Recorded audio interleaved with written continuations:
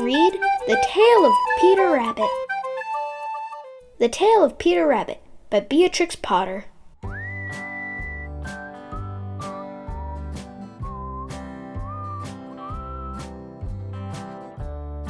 Once upon a time, there were 4 little rabbits, and their names were Flopsy, Mopsy, Cottontail, and Peter.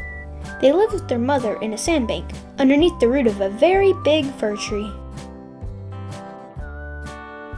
"Now, my dears," said old Mrs. Rabbit one morning, "you may go down into the fields or down the lane, but don't go into Mr. McGregor's garden. Your father had an accident there. He was put in a pie by Mrs. McGregor. Now run along and don't get into mischief. I am going out." Then old Mrs. Rabbit took a basket and her umbrella and went through the woods to the baker's. She bought a loaf of brown bread and 5 currant buns. Flopsy, Mopsy, and Cottontail, who were good little bunnies, went down the lane to gather blackberries. But Peter, who was very naughty, ran straight away to Mr. McGregor's garden and squeezed under the gate. First he ate some lettuce and some French beans, and then he ate some radishes. And then, feeling rather sick, he went to look for some parsley. But around the end of a cucumber frame, whom should he meet but Mr. McGregor?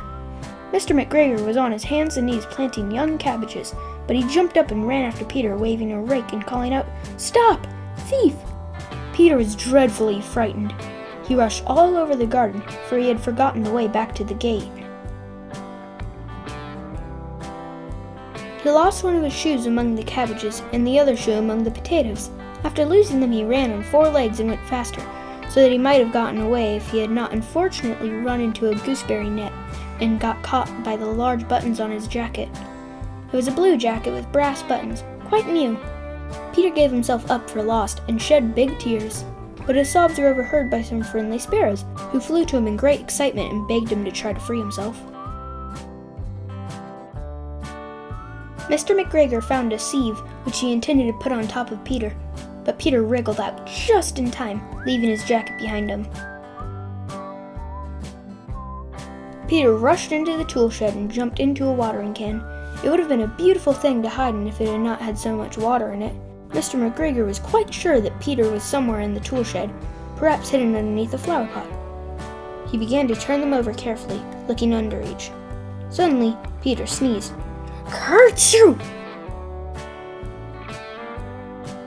Mr. McGregor was after him in no time. He tried to catch Peter, who had jumped out a window, upsetting 3 plants. The window was too small for Mr. McGregor, and he was tired of running after Peter. He went back to his work. Peter sat down to rest.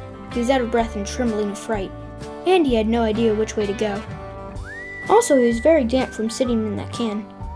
After a time, he began to wander about, going lippity, lippity, not very fast, and looking all around. He found a door in a wall, but it was locked, and there was no room for a fat little rabbit to squeeze underneath.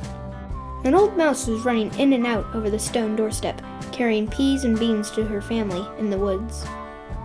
Peter asked her way to the gate, but she had such a large pea in her mouth that she could not answer. She only shook her head at him.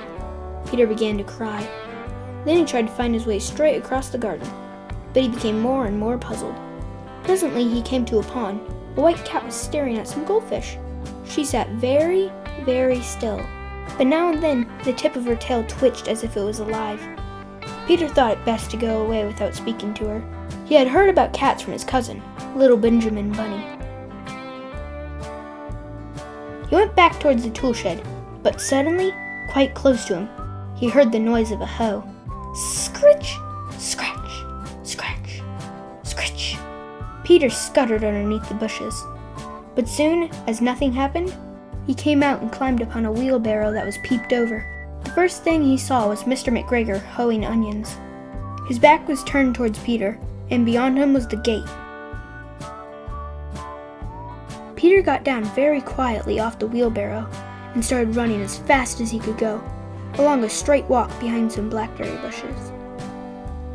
Mr. McGregor caught sight of him at the corner, but Peter did not care. He slipped underneath the gate and was safe at last in the woods outside the garden. Mr. McGregor hung up the little jacket and the shoes as a scarecrow to frighten the blackbirds. Peter never stopped running or looking behind him until he got home to the big fir tree.